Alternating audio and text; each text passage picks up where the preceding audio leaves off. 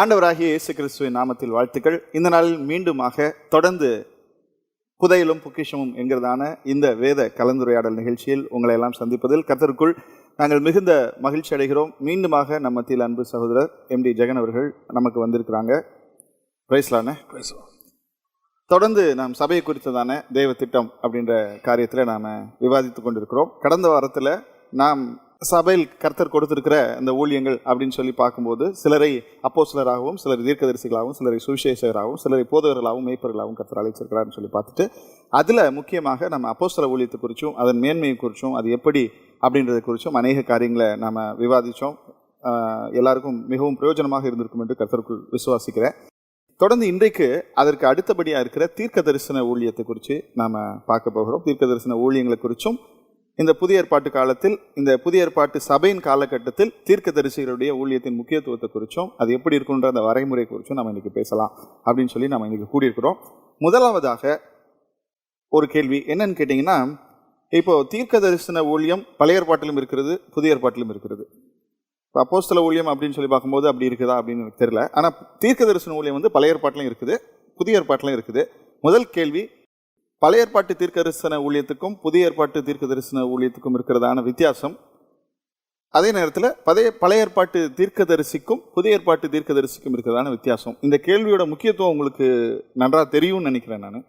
நம்ம எது கேட்குறோன்றது உங்களுக்கு தெரியும்னு நினைக்கிறேன். ஆகவே நம்ம முதலாவது இந்த கேள்வியை நம்ம டிஸ்கஸ் பண்ணலாம். தீர்க்க தரிசன ஊழியம்னு எடுத்துக்கிட்டோம்னா பழைய ஏற்பாட்டு ஊழியமும் புதிய ஏற்பாட்டு ஊழியமும் என்டையர்லி டிஃப்ரெண்ட். ரெண்டு தீர்க்க தரிசிகளும் வெவ்வேறு. உதாரணமாக சொல்லணும்னா, இப்போ நீங்கள் அப்போஸ்தல ஊழியம் வந்து பழைய ஏற்பாட்டில் இல்லை. நீங்கள் அப்போஸ்தலர் ஊழியம்னா அனுப்பப்பட்டவன் அர்த்தம். அந்த அனுப்பப்பட்டவன் தான் மோசே, அவர்களுக்காக அனுப்பப்பட்டவன். அப்புறம் ஆண்டவர் அவர் கையில் கற்பனைகளை கொடுத்து அனுப்புகிறார். ஸோ அந்த அப்போஸ்தல ஊழியத்தை செய்தது தான் மோசே. அதை நம்ம போன வாரமே சொன்னோம். ஸோ அதனுடைய நிழலாட்டம் அல்லது அதனுடைய இன்னொரு வெர்ஷன் அது. அப்போ அதே மாதிரி இங்கே இருக்கிற எல்லா ஊழியமும் அங்கே இருக்கும். போதகர் டீச்சர் ஊழியம் வந்து அங்கே வேதபாரகர்னு இருக்கும். இங்கே இருக்கிற மெய்ப்பன் ஊழியம் வந்து அங்கே ஆசாரியன்னு இருக்கும். இப்படி எல்லா ஊழியங்களும் அங்கே இருக்கும். அப்படி இருக்கும்போது தீர்க்க தரிசன ஊழியம், இப்போ மோசேவுடைய ஊழியமும் அப்போஸ்தல ஊழியமும் என்டையர்லி டிஃப்ரெண்ட். அதுக்கு ஈக்குவலாக இது இருந்தாலும் அது வேறு இது வேறு. அதனுடைய அபிஷேகம் வேறு, இதனுடைய அபிஷேகம் வேறு, எல்லாமே வேறு. அவர் இஸ்ரவேல் ஜனங்களுக்குரிய ஒரு பிரமாணத்தை கொடுத்தார். இவங்க சகல ஜனங்களுக்குமானதை கொடுக்குறாங்க. ஸோ என்டையர்லி டிஃப்ரெண்ட், எல்லாமே டிஃப்ரெண்ட். ஊழியமே நம்ம இன்னும் சொல்ல போனோம்னா அவங்க பண்ணது ஆரோனின் முறைமையான ஊழியம், இது மெல்கிசேதேக்கின் முறைமையான ஊழியம். இதை பற்றி நிறைய பேசிகிட்டு இருக்கோம்.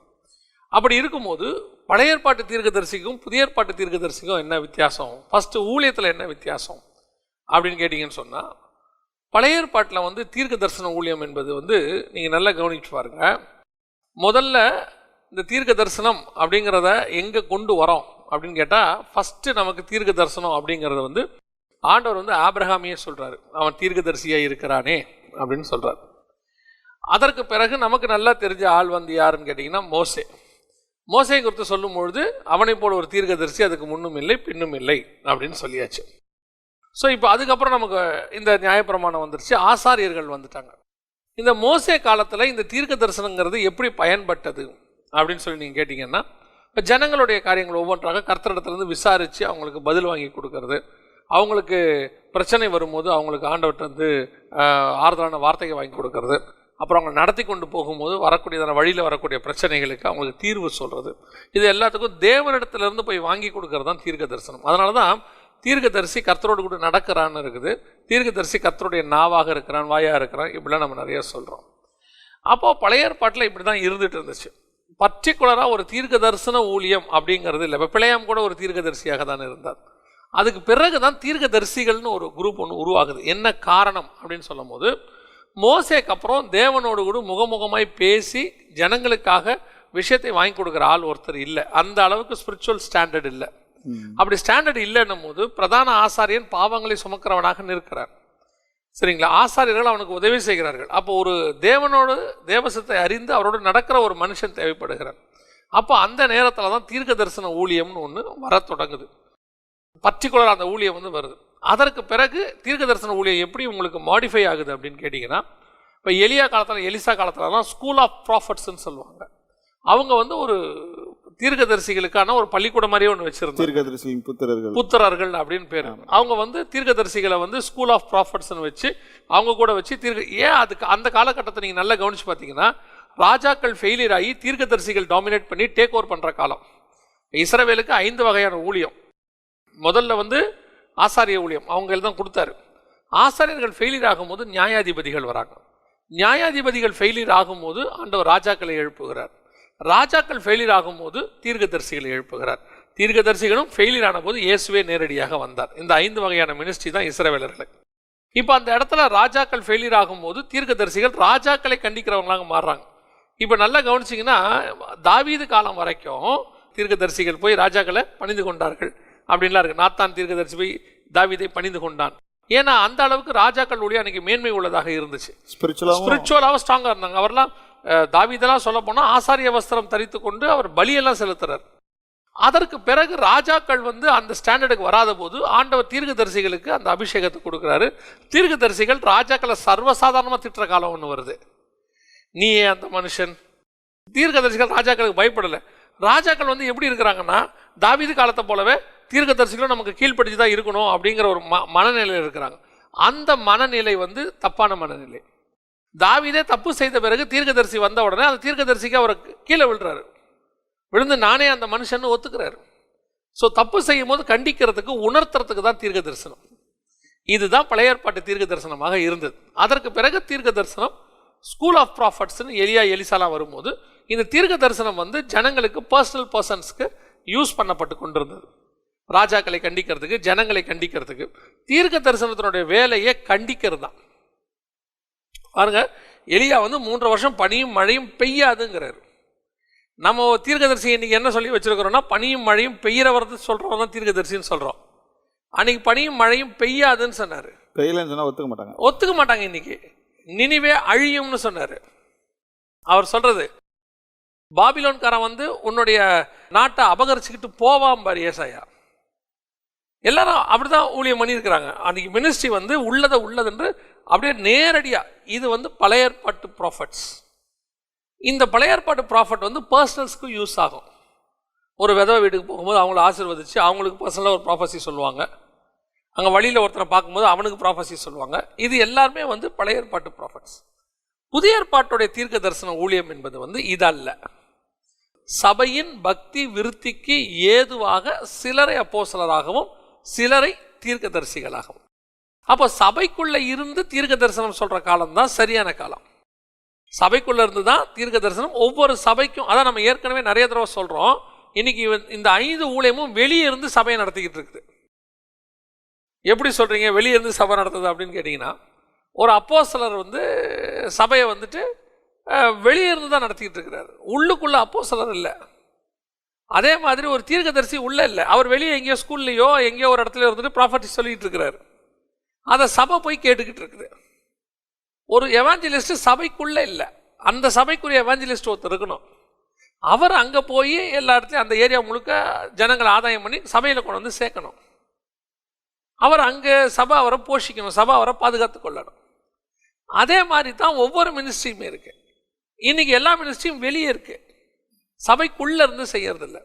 அப்போ ப்ராஃபட் சபைக்குள்ள இருந்து தீர்க்க தரிசன ஊழியம் என்ன அப்படின்னு கேட்டிங்கன்னா, அந்த சபையில் இருக்கிற ஒவ்வொரு விசுவாசிக்கும் ஒவ்வொரு சூழ்நிலைக்கும் சபையினுடைய அடுத்த ஆவிக்குரிய வளர்ச்சிக்கு தேவையான ப்ராஃபஸியை அங்கே இருக்கிற ப்ராஃபட் சொல்லணும். பவுலும் பர்னபாவும் அந்த சபையில் போதகர்களாகவும் தீர்க்கதரிசிகளாகவும் இருந்தார்கள்.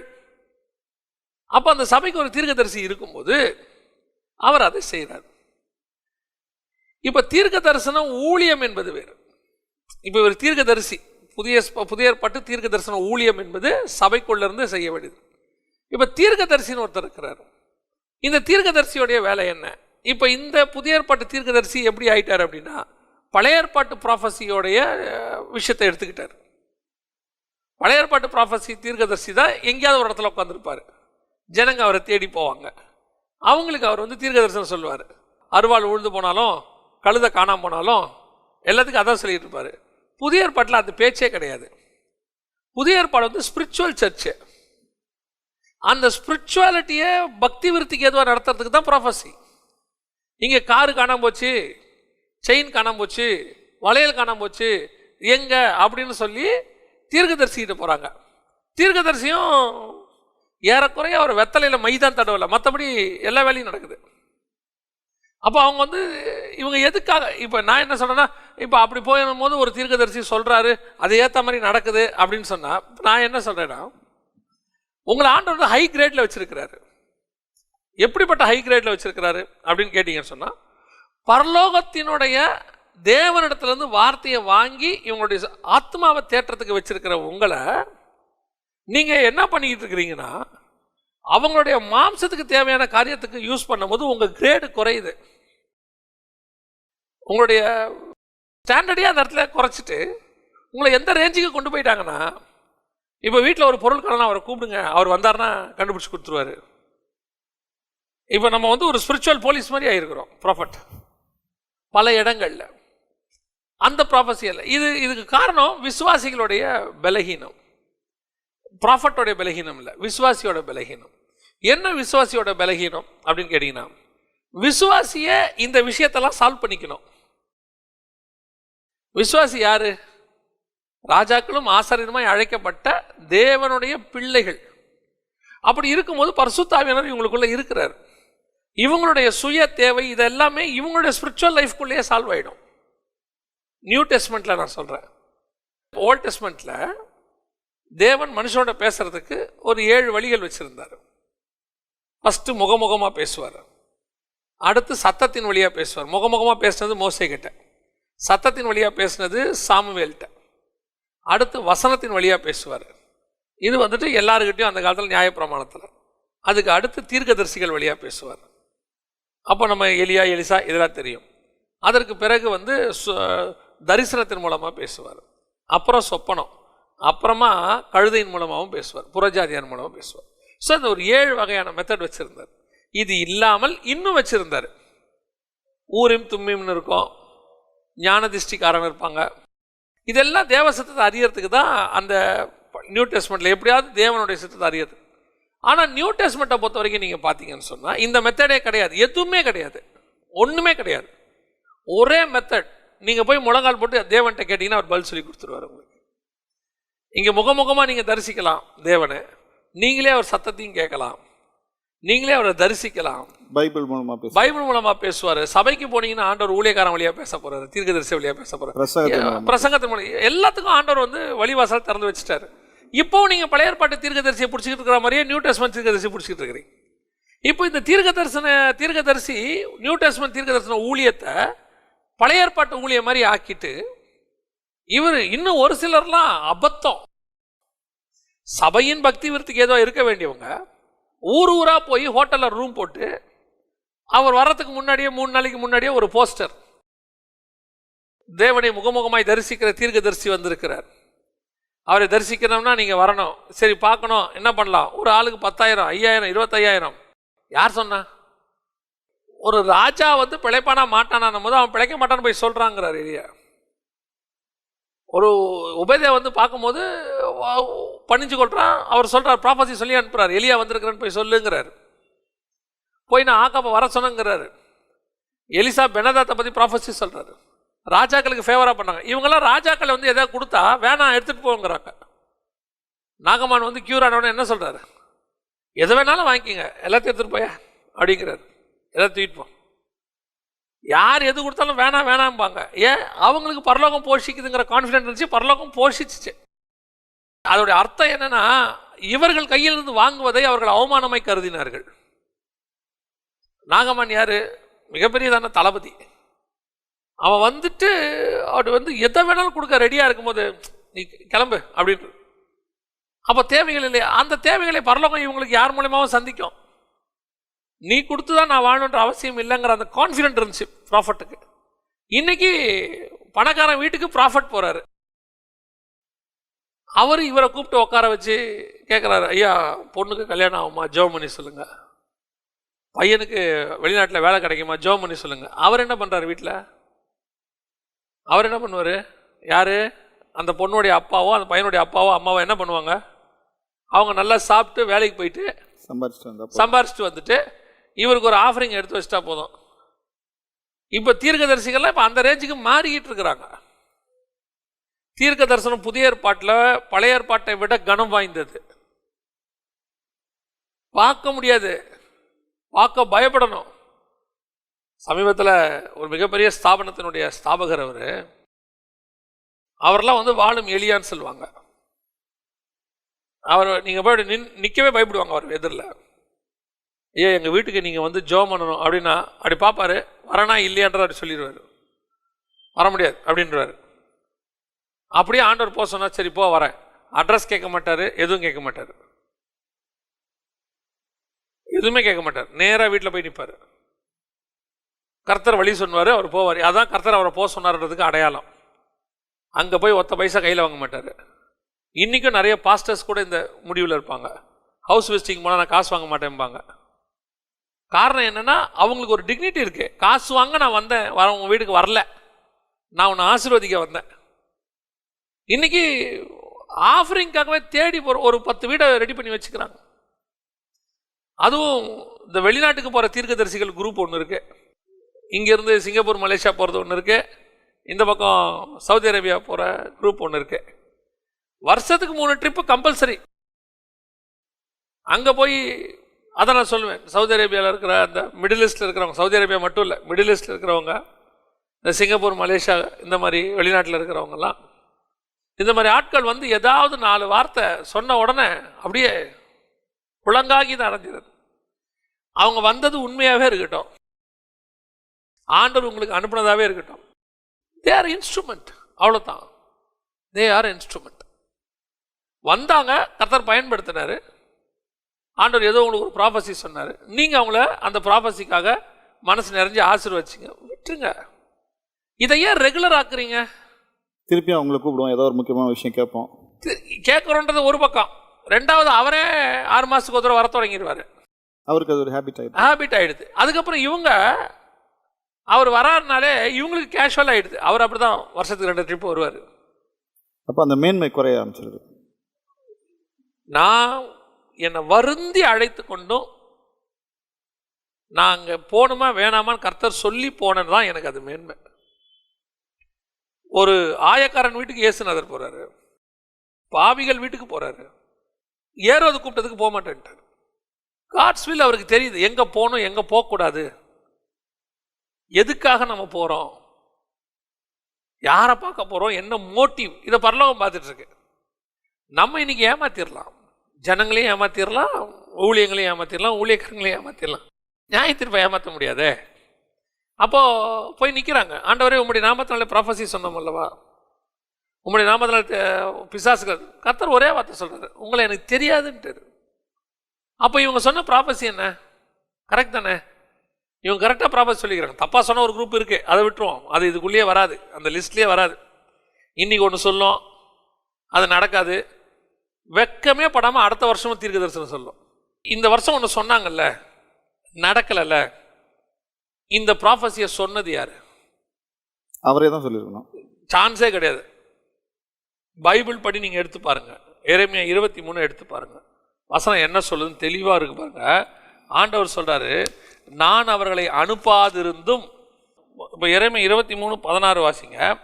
உங்களுக்கு தீர்க்க தரிசனம் சொல்லுகிற தீர்க்கதரிசிகளின் வார்த்தைகளை கேளாதிருங்கள், அவர்கள் உங்களை வீண் பெருமை கொள்ளும்படி செய்கிறார்கள், கர்த்தருடைய வாக்கை அல்ல தாங்கள் யூகித்த தரிசனத்தை சொல்லுகிறார்கள் என்று சேனைகளின் கர்த்தர் சொல்லுகிறார். தாங்கள் யூகித்த வார்த்தைகளை தீர்க்க தரிசனமாக சொல்கிறாங்களாம். என்ன யூகிக்கிறோம்?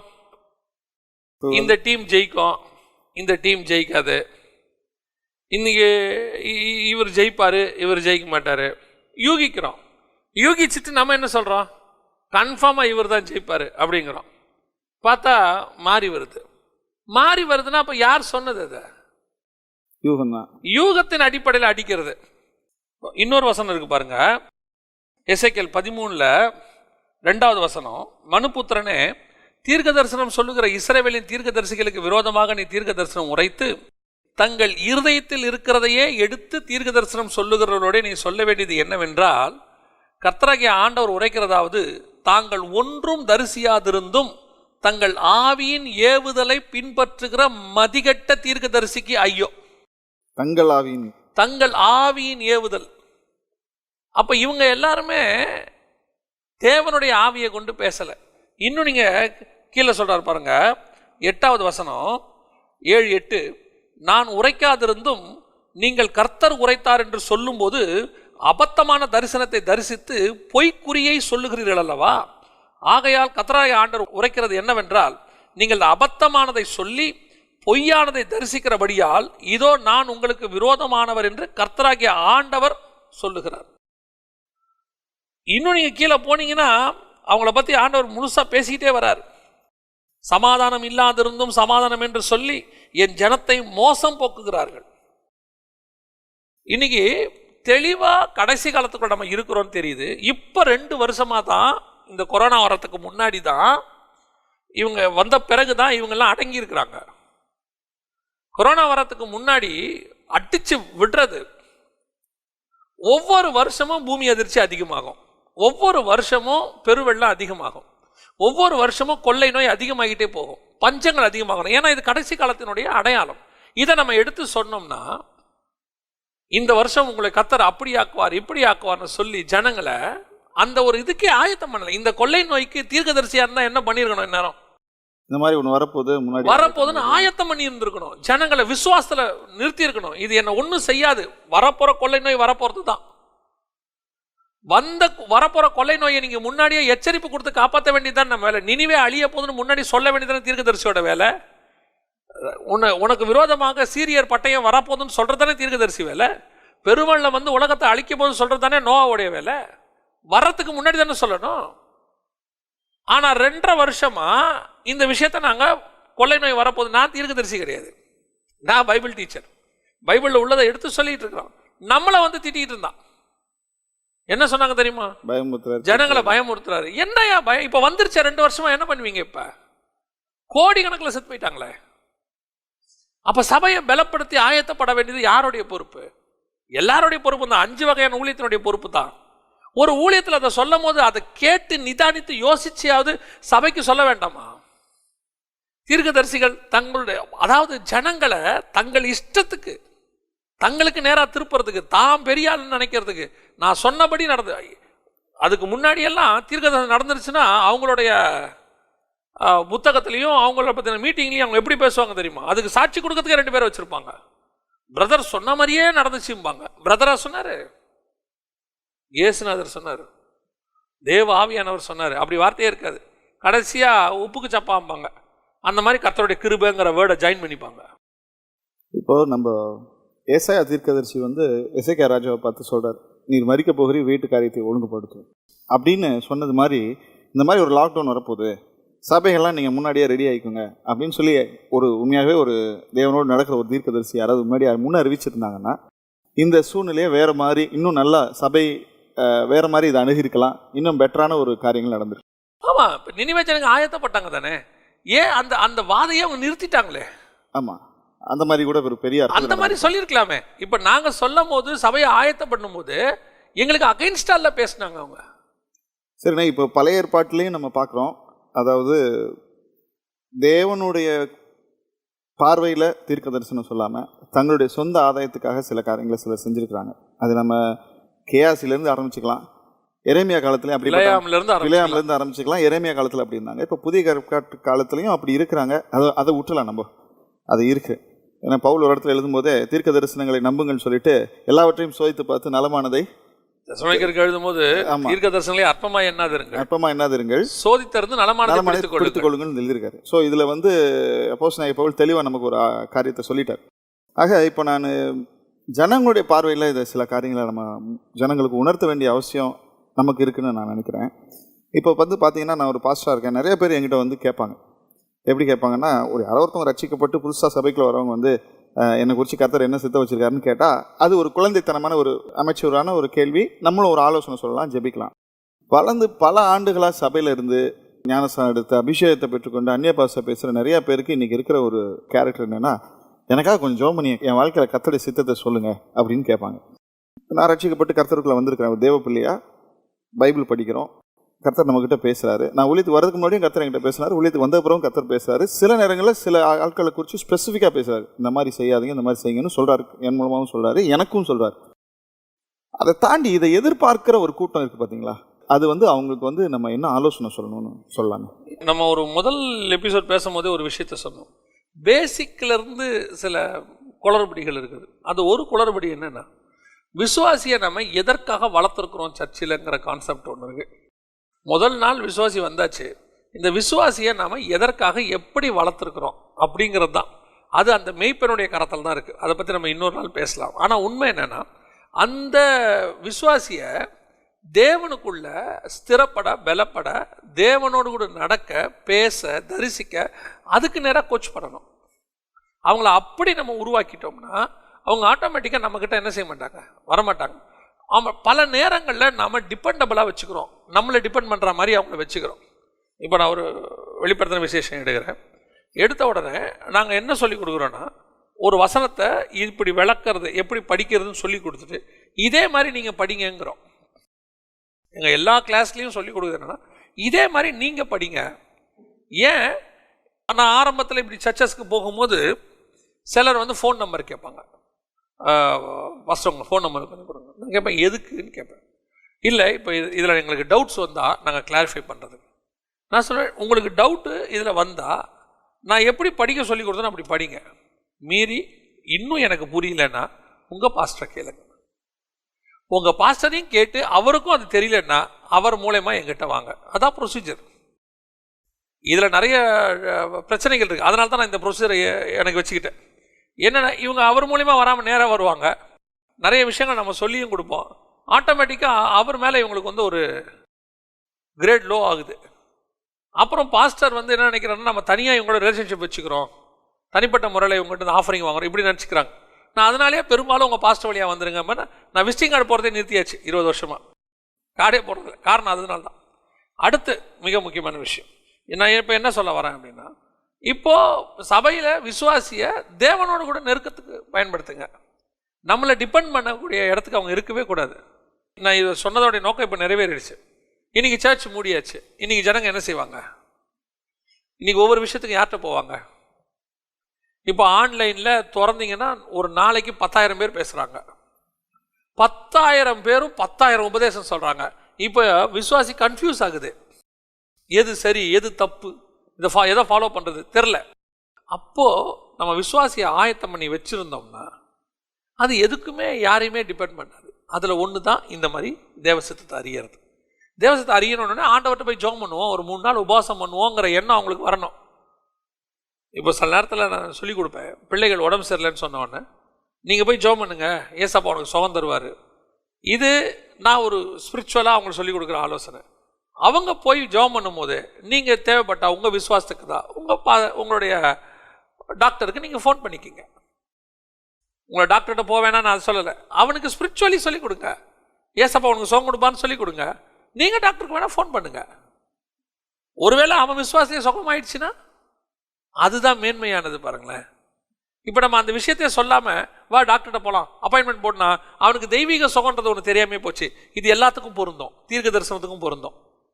ஒரு விஷயத்தில் அவன் தடுமாறும் போது நீங்கள் போய் முழங்கால் போட்டு ஆண்டவர்கிட்ட கேளுங்க, ஆண்டவர் உங்களுக்கு சொல்லுவார் அப்படின்னு நம்ம சொல்லும் போது அவன் போய் கேட்பான்.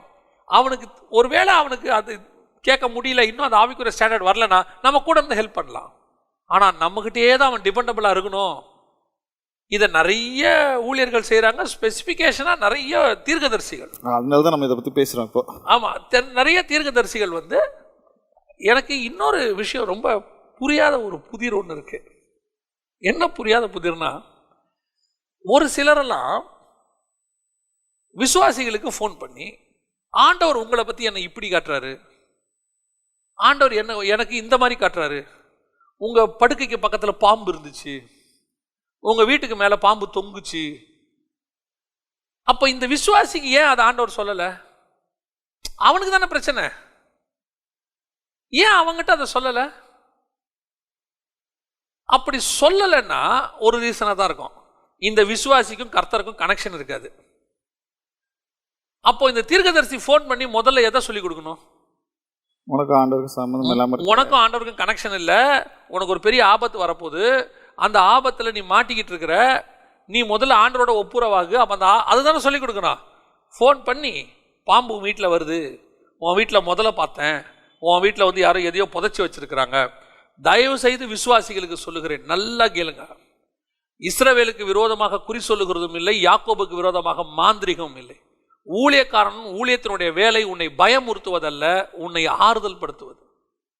போட்டு பயமுறுத்தி உன் வீட்டில் அது நீங்க அதெல்லாம் தாண்டி மேலான இயேசுவின் நாமம் உங்க கையில் இருக்குது. நீங்க இயேசுவின் ரத்தத்தால கழுவப்பட்டவங்க, பரிசுத்த ஆவியானவர் உங்களுக்குள்ள இருக்கிறாரு. நீங்க ஒரு ஆவிக்குரிய சபையில ஒரு மெய்ப்பனுக்கு கீழே இருக்கிறீங்க. அப்படியேனால உங்க மெய்ப்பன்ட்டெல்லாம் சொல்லணும். நீங்க மெய்ப்பன் சொல்லும் போது உங்க சபையில ஒரு பிரச்சனை, ஒரு விசுவாசிக்கு உங்க ஆட்டுக்குட்டி, அது உங்க ஆட்டுக்குட்டியை ஒரு ஓனாய் பிடிக்க வருதுன்னா ஆண்டவர் யார்கிட்ட சொல்லணும்? ஃபர்ஸ்ட் அந்த ஆட்டுக்கிட்ட சொல்லணும், தப்பிச்சு ஓடிட ஓனாய் வருதுன்னு. இல்லைன்னா யார்கிட்ட சொல்லணும்? மெய்ப்பன்ட்ட சொல்லணும், ஆட்டை பார்த்துக்க ஓனாய் வருதுன்னு. சம்மந்தம் இல்லாம ஒரு ஆள் வருகிறதுக்கு வந்து சொல்றாரு. சரி, அது உங்க சபையோட தீர்க்கதரிசியா இருந்தாலும் பரவாயில்ல. இப்படி ஒரு குரூப்பு ஃபோனை கையில் வச்சுட்டு அலையுது.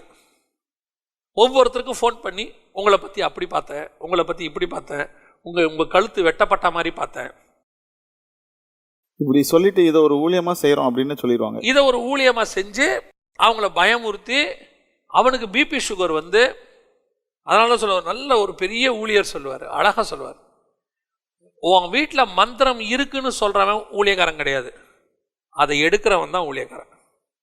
அவன் வந்து உன்னை பயமுறுத்துறவன் ஊழியக்காரன் கிடையாது, உன்னை தைரியப்படுத்துறவன் தான் ஊழியக்காரன். நல்லா தெரிஞ்சுக்கொள்ளுங்க. உங்கள் வீட்டில் மந்திரம் வந்து அது உங்களை பார்த்து பயப்படணும். பிசாசு யாரை பார்த்து பயப்படணும்? நம்மளை பார்த்து பயப்படணும். ஏசுநாதர் கிராமத்துக்குள்ளே போனால் பிசாசு என்ன கேட்டுச்சு? எங்களை வேதனைப்படுத்துவா வந்தீர். ஏசு ஜப ஆலயத்துக்குள்ளே போகிறார், அங்கே இருக்க பிசாசு என்ன கேட்டுச்சு? தேவனுடைய குமாரனை எங்களை வேதனைப்படுத்துவா வந்தீர். அப்போஸ்தலர் கிராமத்துக்குள்ள நுழையிறாங்க, பிசாசு என்ன கேட்டுச்சு? உன்னதமான தேவனுடைய ஊழியக்காரர். இப்போ பிசாசு இவங்களை பார்த்து பயந்துச்சா, இவங்க பிசாசு பார்த்து பயப்படுறாங்களா? இன்னைக்கு என்ன நடந்துக்குது?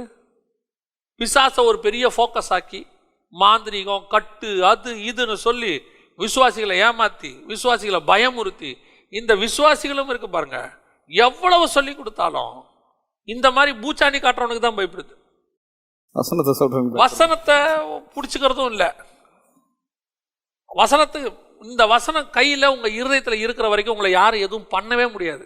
இயேசுவினுடைய பிள்ளைகள் நம்ம.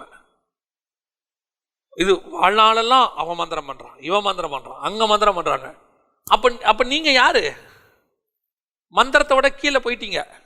நீங்க அவ்வளோ பலவீனமா இருக்கிறீங்க, பிசாசை விட கீழே இருக்கிறீங்கன்னு அர்த்தம். நான் சொல்றேன் இல்லை, உங்களை பார்த்து அந்த பிசாசு தான் பயப்படணும். ஏதாவது தீர்க்கதரிசி இப்படி ஃபோன் பண்ணி உங்களை சம்மந்தம் இல்லாமல் சொன்னால் தைரியமாக சொல்லுங்க, நான் பார்த்துக்கிறேன், நான் ஜோம் பண்ணிக்கிறேன், நீங்கள் முதல்ல உங்கள் வீட்டை. இந்த பேசுகிற தீர்க்கதரிசிலாம் பாருங்க, எங்கேயோ ஒரு இடத்துல சஃபர் ஆகிட்டு தான் இருப்பான். அவன் ஊழிய பெரிய லெவல் ஆசீர்வதிக்கப்பட்டதாக இருக்கவே இருக்காது. இவங்களோட வேலையே வீடு வீடாக போகிறது, இவங்களுக்குன்னு ஒரு ஊழியமே இருக்காது. இதை ஒரு ஊழியமாக வீடு வீடாக, ஊர் ஊரா, நாடு நாடா. எனக்கு ஒருத்தர் தெரியும், அவருடைய வேலையை நாடு நாடாக போய் வீடு வீடாக தீர்க்கதரிசனம் சொல்கிறது தான் அவர் வேலையை. எந்த சர்ச்சிலையும் யாரையும் கூப்பிட்டுருக்கவே மாட்டாங்க.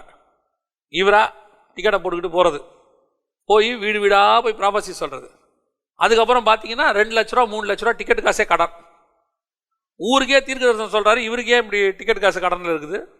ஆண்டவர் சொன்னார் அப்படி. இதைத்தான் நான் சொல்ல வரேன். தயவு செய்து விசுவாசிகள் ரொம்ப கேர்ஃபுல்லாக இருங்க. கடைசி காலத்தில் தீர்க்கதரிசிகள் மட்டும் இல்லை, கள்ள தீர்க்கதரிசிகளும் இருப்பார்கள்.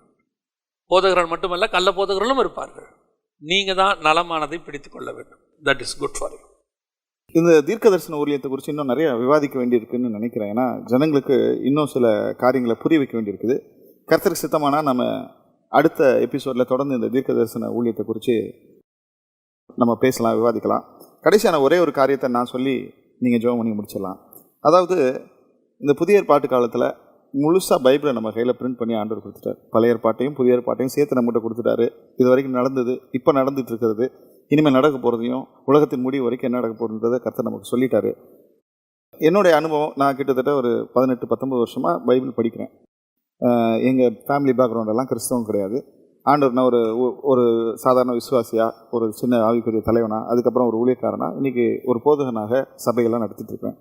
என் வாழ்க்கையில் எல்லா நாளும் மேக்சிமம் ஒரு சில நாட்கள் தவிர வேதத்தை படிக்கவும், அந்த வேதத்தின் மூலமாக அனுதினமும் கர்த்தர் எனக்கு ஆலோசனை கொடுத்து நடத்தவும், பிரச்சனையின் மத்தியிலும் மிக மோசமான சூழ்நிலை மத்தியிலும் இந்த வேதம் என்னை நடத்தி வந்திருக்கு. இன்றைக்கி நிறைய பேர் இந்த தீர்க்க தரிசனம் தேடி ஓடாமல் இந்த வேதத்தை அதிகமாக, இந்த வேதத்தில் தீர்க்க தரிசனம் இருக்குது, இந்த வேதத்தில் கண்டிப்பாக தீர்க்க தரிசனம், எனக்கு தேவையான தீர்க்க தரிசனம் இந்த வேதத்தில் இருக்குது. சில நேரங்களில் எனக்கு தேவையான தீர்க்க தரிசனம் எனக்கு சொல்லப்படாவிட்டாலும் அது என் வாழ்க்கையில் நடக்க தான் போகுது. இப்போ இந்த இடத்துல தான் இந்த வசனம் வரும். ஒருவேளை இதில் சொல்லப்படாவிட்டாலும் வசனம் தெளிவாக இருக்குது. உங்களுக்குள்ள பரிசுத்த ஆவியானவர் இருக்கிறார், அவர் வரும் காரியங்களை குறித்து உங்களுக்கு போதிப்பார். யோவான் 16 இருக்குது. அப்படி இருக்கும்போது உங்களுக்கு தேவையானது எல்லாத்தையுமே ஒன்று பைபிள் சொல்லும், இல்லை உங்களுக்குள்ள இருக்கிற ஆவியானவர் சொல்லுவார். இதை தாண்டி உங்களுக்கு சொல்ல வேண்டியவங்க இல்லை. அப்படி தாண்டி சொல்லணும்னா உங்கள் சபைக்குள்ளே ஆண்டவர் அதே உங்களுக்கு பேசுவார். அவர் பேசுவார். இன்னொரு ஆங்கிளில் சொல்லணும்னா கர்த்தர் அப்படிப்பட்ட ஆட்களை நமக்கு சரியாக இப்போ இந்த தாவீது கிட்ட நாத்தான் அனுப்பிச்ச மாதிரி நம்ம உணர்த்தும்படி கர்த்தரை அனுப்புவார். நாம் தேடி ஓட வேண்டியதில்லை அப்படின்ற காரியத்தை மாத்திரம் நான் சொல்லிட்டு நம்ம ஜெபம் பண்ணி முடிக்கலாம். ஜெபம். நல்ல தகப்பனே, சர்வ வல்லமை உள்ள ஆண்டவரே, சகல சத்தியத்துக்குள்ளே நடத்துகிற ஆவியானவர் எங்களுக்குள்ளே இருக்கிறீங்க. வரும் காரியங்களை குறித்து எங்களுக்கு சொல்லிக் கொடுக்குறீங்க. வரும் காரியங்களை குறித்து என்னிடத்துல கேளுங்கள்னு நீங்கள் சொல்லியிருக்கிறீங்க. ஆண்டவரே, எங்களுக்கு எதிர்காலத்தை குறித்து பயம் இருக்கக்கூடாதுன்னு எங்களுக்கு எவ்வளவோ நீங்கள் தெளிவாக சொல்லி வச்சுருக்கிறீங்க. இதையும் தாண்டி நாங்கள் மனிதர்களை நம்பி மோசம் போகாதபடி ஆண்டவரே, எங்கள் மத்தியில் இந்த கள்ள தீர்க்கதரிசிகளுக்கு எங்களுடைய மக்கள் விசுவாசிகள் ஆடுகள் பலியாகாதபடிக்கு தேவனாய் கர்த்தர் வேலி அடைத்து பாதுகாத்துக் கொள்வீராக. ஒவ்வொரு திருச்சபைக்குள்ளேயும் உண்மையுள்ள தீர்க்கதரிசிகள் உருவாகட்டும். திருச்சபையை பக்தி விருத்திக்கு ஏதுவாக நடத்தட்டும். அந்த திருச்சபை பரலோகத்துக்கு போகிற வரைக்கும் அவர்கள் அதற்குள்ளே தங்கி இருந்து அதை பாதுகாத்துக் கொள்வாராக. மகிமையுள்ள கரத்தில் தாழ்த்துகிறோம். உமக்கு சித்தமானால் இன்னும் நாங்கள் இதை குறித்து ஆராய கிருபை பாராட்டும். எங்கள் ஆண்டவர் இயேசுவின் நாமத்தில் பிதாவே, ஆமென். இந்த நாளிலும் நாம் இந்த நிகழ்ச்சியிலே நாம் சில காரியங்களை விவாதிக்க கர்த்தர் நமக்கு கிருபை செய்தார். தொடர்ந்து அடுத்த வாரமும் கர்த்தருக்கு சித்தமானால் இன்னும் அநேக வேதத்தின் ஆழங்களை நாம் பேசலாம். God bless you.